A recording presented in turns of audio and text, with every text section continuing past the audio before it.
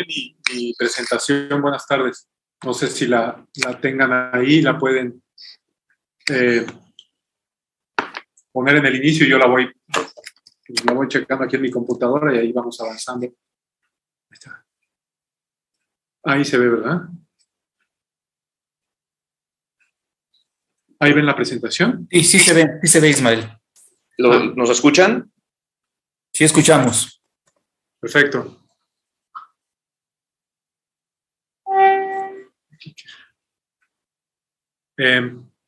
¿Iré pasando yo las diapositivas o las pasan? No sé, ya no sé cómo está esto. Las van pasando ya. Bueno, pues yo, sí, vamos avanzando. Agradezco la invitación. Una disculpa por los problemas técnicos que hemos tenido. Y en los siguientes minutos yo les trataré de hablar en lo que está en la actualidad el trasplante hepático en metástasis colorectales. Ya hemos visto estas cifras. Lo importante es saber que en la cirugía, la resección es una opción terapéutica potencialmente curativa. Muy pocos son los que llegan a esto, un 20% o menos. Y los pacientes que no son candidatos en la actualidad a una resección, que solo reciben quimioterapia, su sobrevida global a 10 años pues es muy pobre. La que sigue, por favor. Por lo tanto, pues se han diseñado diferentes estrategias para poder llevar a estos pacientes a resección, ya sea con embolización portal, cirugía en 2 tiempos, limpiando primero el lado izquierdo y después embolizando la porta derecha principalmente y luego haciendo la resección una vez que tenemos un volumen hepático adecuado. Si esto no es posible, se realiza un procedimiento donde además de ligar la porta derecha se divide el parénquima hepático, es un procedimiento conocido como ALPS, y más recientemente, a partir del 2013, ha resurgido el trasplante hepático como una opción terapéutica. La que sigue, por favor. Sin embargo, el trasplante hepático en cáncer ha estado desde los inicios, y estos son los primeros 7 casos publicados en la literatura, donde ustedes pueden ver que hay carcinoma hepatocelular, así como 2 casos de metástasis colorectales.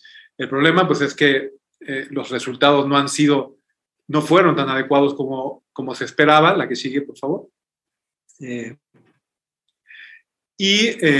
Bueno, en Austria, en Cincinnati y en Alemania, son los primeros autores que ustedes pueden ver ahí. Son pequeños números de 25, de 10, de 4, pues intentaron realizar este procedimiento.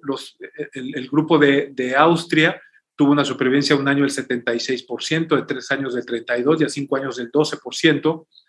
Y ellos pensaban que estaban metiendo prácticamente a todos los pacientes con nódulos negativos. Sin embargo, ya al mandar el explante a patología encontraban que varios de estos tenían positivos. Cuando se trasplantaban a los pacientes con nódulos negativos, la supervivencia era mucho mejor en esos casos.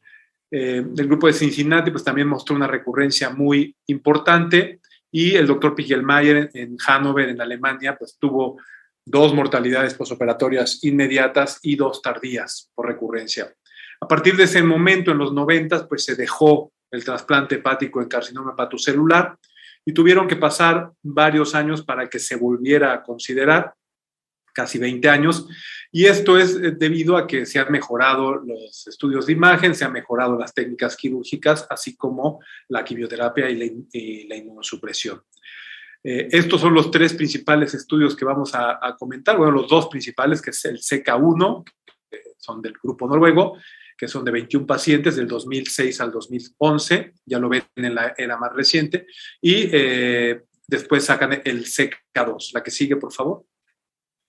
El CK1 pues, se publicó en el 2013, como ya les mencionaba, fueron 21 pacientes trasplantados por metástasis colorectales únicamente a hígado del 2006 al 2011 en la Universidad de Oslo, en Noruega, y la justificación que ellos tienen es que en Noruega pues tienen suficientes órganos para trasplantar, la lista de espera es muy corta y por eso expandieron sus criterios hacia metástasis colorectales. Al inicio tomaron los criterios que tenía que ser una resección del primario de manera obligatoria, con buena función o reserva funcional del paciente y por lo menos 6 meses de quimioterapia adyuvante.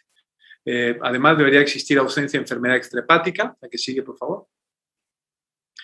y tuvieron una mediana de seguimiento no muy larga, 27 meses, con un rango de 8 a 60 meses. Y la sobrevida global a 1, 3 y 5 años fue el 95, 68 y 60% respectivamente, lo cual pues alentó mucho a que este procedimiento pueda ser considerado en pacientes que no pueden ser llevados a resección. La inmunosupresión que han utilizado en estos dos estudios es el sirolimus y existe un porcentaje de recurrencia alto, la sobrevida libre de enfermedades del 35% a un año. Sin embargo, pues también se dieron cuenta que, como vamos a ver un poco más adelante, esta no es tan agresiva como en otros tumores como hepatocarcinoma o colangiocarcinoma. De este estudio SECA salieron 4 puntos, o los criterios de Oslo, que son, se pueden trasplantar estos pacientes si el tumor, o más bien los factores en contra o de mal pronóstico que encontraron es que tuvieran un tumor mayor a 5.5 centímetros, alguno de ellos, el antígeno carcinoembrionario mayor a 80 microgramos por litro, los tiempos de resección del primario al trasplante menor a 2 años y la progresión durante la quimioterapia. Si esto se presentaba, los resultados no eran tan buenos. La que sigue, por favor. Y como ya mencionamos, la recurrencia pues era un problema importante, principalmente a pulmón, aunque también existían recurrencia en otros sitios, y esto, la que sigue, mostraba un problema en la supervivencia. 19 pacientes de 21 tuvieron recurrencia, 16 en un solo sitio y 3 en múltiples. Y ustedes pueden ver cómo, si es el pulmón del sitio inicial, la supervivencia es bastante adecuada a 5 años, pero si esto es con múltiples sitios, pues la supervivencia cae, que es la línea verde, de manera mucho más importante. La recurrencia, por lo tanto, en pulmón, que es lo más frecuente, no es tan preocupante. La que sigue. Y el otro punto es que no tuvieron de inicio recurrencia en hígado, pero cuando esta se presentaba eventualmente, ahí sí la supervivencia caía de manera muy importante. La que sigue, por favor. Ahora, este mismo estudio SECA se comparó con un estudio también realizado ahí en Noruega, que es el Nordic 7.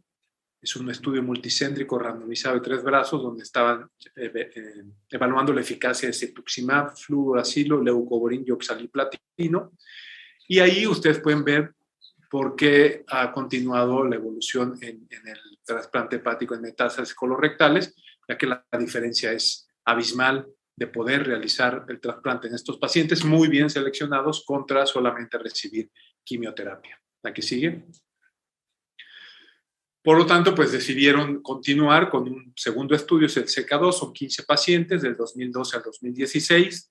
Aquí fueron un poco más estrictos en los criterios, ya vieron esos 4 factores que ya les mencioné como de mal pronóstico, utilizaron el PET-CT para confirmar que solo existían metástasis colorectales, el tiempo del diagnóstico de cáncer colorectal al trasplante fue mayor a 1 año, 10%, debería de existir 10% de respuesta a quimioterapia de acuerdo a los criterios de RECIST.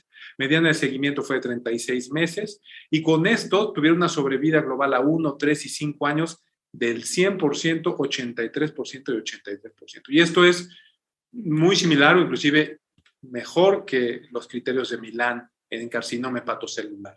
Por lo tanto, algunos argumentan que no debería de existir una limitante para estos pacientes cuando son muy bien seleccionados. Nuevamente, la sobrevida libre de enfermedad continuó siendo muy baja en un promedio de 13.7 meses. La que sigue. Y aquí pueden ver la supervivencia global, sin evidencia de enfermedad y nuevamente va a recurrir. Y lo mismo ocurre con los tumores neuroendocrinos. Los tumores neuroendocrinos metastásicos a hígado que se trasplantan, pues también presentan una recurrencia sin que eso signifique que se va a perder el injerto o que el paciente va a fallecer pronto. Y luego se le agregaron los criterios o el score de FOM, que se ha utilizado mucho en cáncer colorectal. Si eran bien seleccionados de 0 a 2, la supervivencia era muy buena. Si estos aumentaban de 3 a 4, la supervivencia caía de manera importante. La que sigue. Esto también lo hicieron evaluando de manera interesante cuando el tumor se encuentra en el colon ascendente, en el colon derecho, la supervivencia es muy mala, tanto libre de enfermedad como la supervivencia global, como la supervivencia después de la recurrencia. En todos fue mucho mejor cuando el tumor se presentaba en el lado izquierdo que en el lado derecho. La que sigue. Por lo tanto, no se recomienda en cáncer colorectal en el colon ascendente. También se utilizaron los criterios de Oslo que ya les mencioné. Si eran de 0 a 2, la supervivencia era mejor, libre de enfermedad, y la supervivencia global, y la supervivencia después de la recurrencia, a diferencia de si se presentaban 3 o 4 criterios de mal pronóstico de Oslo. Y lo mismo, como ya les mencioné, la que sigue, por favor, eran con los criterios de Fong. Que si se cumplían de 0 a 2, pues miren la supervivencia, qué buena, la supervivencia global era bastante buena. Claro, son 15 pacientes y todavía pues hay mucho que decir sobre esto, pero sin duda ha mostrado buenos resultados en pacientes bien seleccionados. La que sigue. Esta es una tabla nada más para mostrarles el estudio SECA, lo que pide y todo lo que solicita para que estos pacientes puedan ser considerados a trasplante hepático. La que sigue.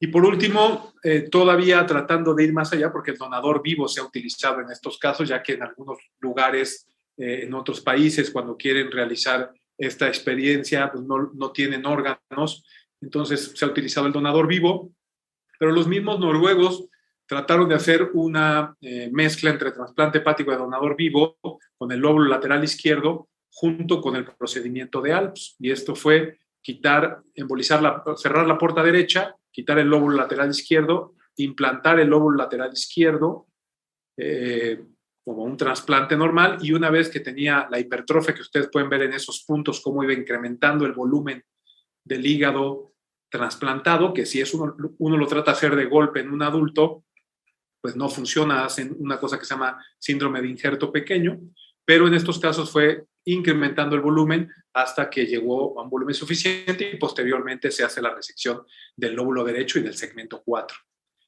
Y este se llama un concepto de RAPID, que está en protocolo de investigación también. La que sigue. Por último, bueno, se ha comparado, este mismo grupo lo comparó con pacientes que iban a embolización portal más resección hepática contra trasplante hepático. Fueron 27 pacientes contra 53 con embolización.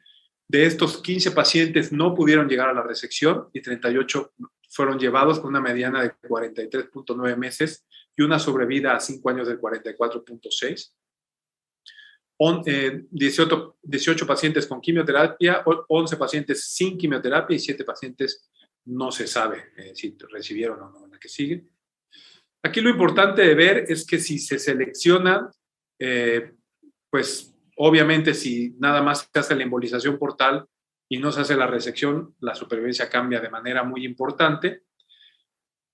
Si la carga tumoral es muy grande, también la supervivencia global es baja. O sea, si tenían más de 9 lesiones y tumores mayores de 5.5 centímetros, es de 19%, contra pacientes con menos de 8 lesiones y menos de 5.5 centímetros alguna de esta lesión, donde la supervivencia global era del 53%. La que sigue, por favor. Y también aquí podemos ver que si se hacía el trasplante, bueno, cuando lo comparamos contra el trasplante hepático del lado izquierdo, el primario, contra el lado derecho, pues el trasplante hepático en los pacientes que tienen el cáncer colorectal en el lado izquierdo es mucho mejor que en los pacientes que tienen una embolización portal más resección. Esto es hablando de pacientes que tienen una alta carga tumoral. La que sigue, más de 9 lesiones o más de 5.5 centímetros.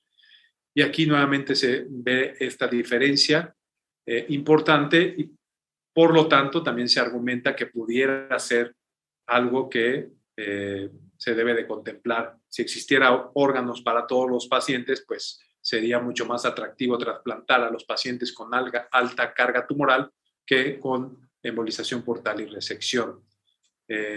O tratar de dejarlo como un tratamiento de rescate cuando la toxicidad es mucha o existe recidiva de estos tumores y no se pueden hacer más resecciones. La que sigue. Los estudios que siguen activos, como SECA 1 y SECA 2, uno está por terminar en el 2023, otro va a ir hasta el 2027, pues ya les mostré los resultados. Esto ha generado que quieran el SECA 3, ya les gustó. Esto llevará a resección y quimioterapia, o se va a comparar contra resección y quimioterapia. El proyecto es RAPID, que ya lo vimos también con donador vivo. Hay un protocolo, un estudio con donador vivo específicamente.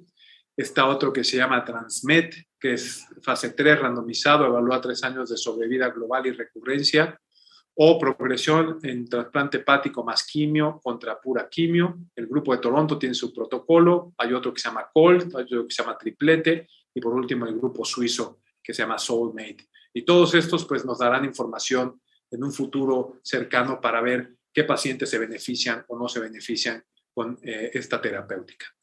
Por último, la que sigue, en conclusión, el trasplante hepático en metástasis colorectales es bueno. El estudio SECA 1 y SECA 2 lo ha demostrado. Es necesario contar con más evidencia. Por lo tanto, en la actualidad se sigue considerando un trasplante que podríamos decir experimental y que se debe de realizar únicamente en proyectos de investigación. Se debe contemplar también cómo se van a asignar estos órganos, si se va a hacer una exclusión como en carcinoma hepatocelular o colangiocarcinoma. Se afecta a la lista de espera de estos sitios donde se haga el trasplante. En México tenemos que pensar qué se hará o qué pacientes se aceptarán, porque también existe la posibilidad de considerar al donador vivo con los riesgos que tiene el donador vivo, o se podría ir hacia el otro lado, que también hay un SECA2D que utilizaron donadores marginales, y utilizar los donadores que nadie utilizaría y ver si de esta forma se puede beneficiar a estos pacientes. Muchas gracias.